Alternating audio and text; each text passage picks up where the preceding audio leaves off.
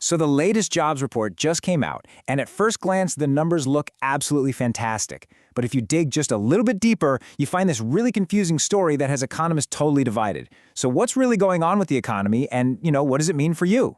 Right, the big headline number, 130,000 new jobs, blew past all the predictions. But here's the catch. Hidden away in the details is this huge revision to last year's data that kind of flips the whole story on its head. It really makes you question everything we thought we knew. Okay, so let's start with the good news, the stuff that was making all the headlines. Because on the surface, the January employment report looked incredibly strong. I mean, the sheer size of this surprise is pretty stunning. Forecasters were expecting a pretty modest number, but instead, bam, the economy adds 130,000 jobs. That's a massive jump from December, and it really suggests the labor market is not slowing down at all. And it wasn't just that one number. The good news just kept coming. The unemployment rate actually ticked down to 4.3%. Wages, they grew at a really healthy 3.75% clip. You saw big gains in healthcare and construction. So you look at all this and you're thinking, wow, the economy is on fire. Or so it seemed. Well, here is where the picture gets really muddy.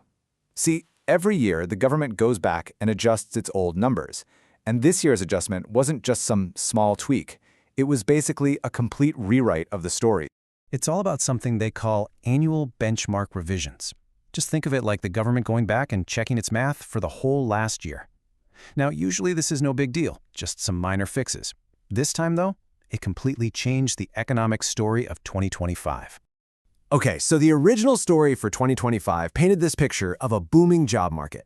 The first estimate was that we added a whopping 584,000 new jobs for the year. That was the narrative everyone was running with. But then, after the revisions, that number just plummeted, all the way down to 181,000. That means over 400,000 jobs that we thought were created last year just vanished from the data.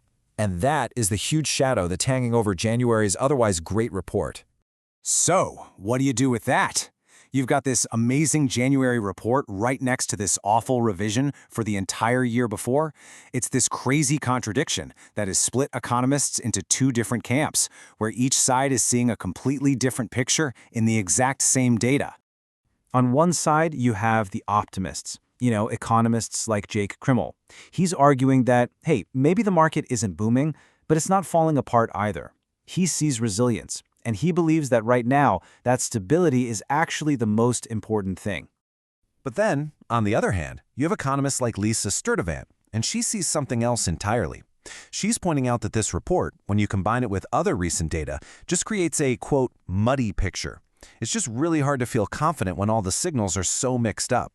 And this really breaks down that divide perfectly. The optimists, they're focused on January's stable unemployment numbers and the solid wage growth. But the skeptics, they're looking at the bigger picture. Those huge revisions, fewer job openings being posted, more people filing for unemployment, all signs that point to a weakening market. Okay, so why should you care about a bunch of economists arguing? How does this actually connect to something real, like, say, the housing market? Well, it all comes down to two big things: stability and interest rates. So let's just look at mortgage rates for a second. A year ago, they were hovering around a painful 7%. But today, even after this surprisingly strong jobs report, the average 30-year fixed rate only ticked up a little, to 6.14%. That's a massive improvement in affordability over just 1 year.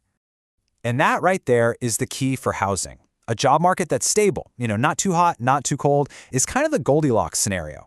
It keeps the Federal Reserve from getting nervous and hiking rates, and it lets these lower mortgage rates stick around, which is pretty much perfect timing as we head into the super busy spring home buying season. So yeah, the picture is definitely still muddy, but there are two really big events coming up that could finally give us some clarity. If you want to know where the economy is really headed, these are the dates you're going to want to watch. First up is next Friday. That's when we get the inflation report for January. Then in mid-March, the Federal Reserve gets together for their big meeting to decide what to do about interest rates. And you can bet their decision is going to be heavily influenced by both this jobs data and whatever those inflation numbers say. And this all leads to the big question, right? What is the Fed going to do? Is January's strong report going to convince them to just hold rates steady? Or will those massive downward revisions for last year give them the green light to finally start cutting? The answer, whatever it is probably going to shape the direction of the economy for the rest of the year.